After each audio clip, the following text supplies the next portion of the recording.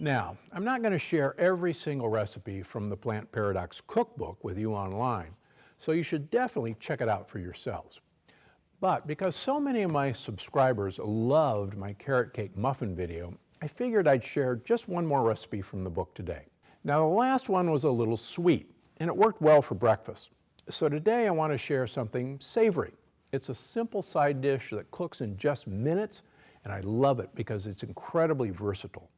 In fact, you can make this dish with just about any green you've got lying around. Now, I had some help with this recipe from my friend Jessica Mermain, the author of the cookbook One Part Plant.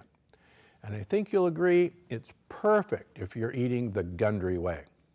Now, if you want to follow along in the book, this one's on page 212.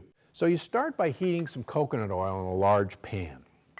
Now, as that's melting, add the shallot and let it cook until tender. Now, I had a bunch of shallot recipes in my first book, Dr. Gundry's Diet Evolution, and I love shallots, but they're a little expensive, but the flavor they impart to food is wonderful, and Jessica loves this, so if you can't find shallots, get some onions. It'll work, but the flavor in shallot is worth it. Okay, now we're just going to let that soften a little bit.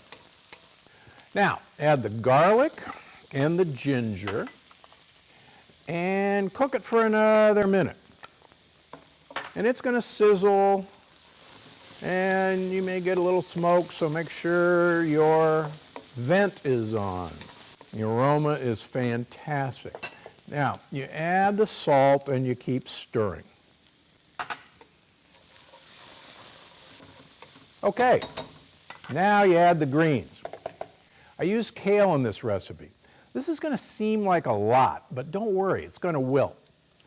So to make this, drop it all in. My wife Penny always says you bought too much kale, and then in a couple of minutes, it's where'd the kale go? So this is going to cook down, and quite frankly, this is going to be so good that you're going to want to make this a big batch. In fact, make 2 or 3 batches. So this is going to take, 2 or 3 minutes, and stir it around. I like to use 2 of these for even more fun. But I'm a surgeon, so I like to have things in both of my hands. And you can see it's already shrinking quite a bit. Okay. So when it gets really bright and green, and particularly with kale, if you've thrown the stems in, cook it a little bit longer. One of the tricks for kale, which takes a little work, is to take the leaves off the main stem. But if you are using the stems, just cook it a little bit longer. Okay, we're ready to go. Now, you add the coconut milk. And you let that simmer for about 2 minutes. And I'll tell you that the coconut milk, I think, is one of the really interesting parts of this dish that makes it very different from kind of a typical stir fry.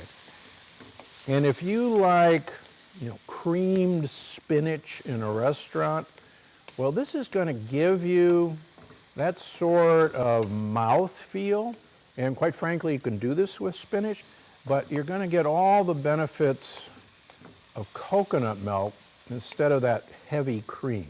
If you've made my phenomenal kale salad that Jonathan Waxman gave us for the book, you know that massaging oil into kale completely softens the kale and makes it literally melt in your mouth.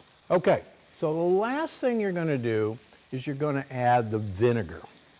Now, everybody goes, what, vinegar? Now, it's going to smell strong at first. You're going to get that typical vinegar smell. But that's okay. It's going to dissipate, and the vinegar is really what's going to finish this dish off. Now, Jessica is a vegan, but quite frankly, if you want to change this dish, try a little fish sauce next time, but go easy. It's potent, but it really makes this interesting. So, there you go. It's really that quick.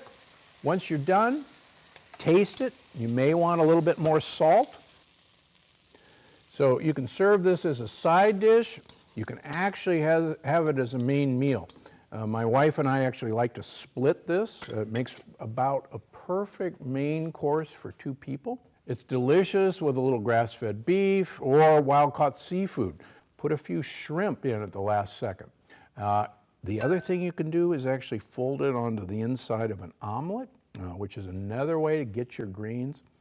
Now, I suggest making a big batch, maybe double or triple the recipe, so you can always have some in your refrigerator. And you never know when it might come in handy. Because I'm Dr. Gundry, and I'm always looking out for you and my gut buddies. Thank you, Jessica. Thanks for watching. Click the circular channel icon to subscribe and make sure you don't miss a single video. Click on the left to watch another great video, and don't forget to visit my website for more of my best tips. Because I'm Dr. Gundry, and I'm always looking out for you.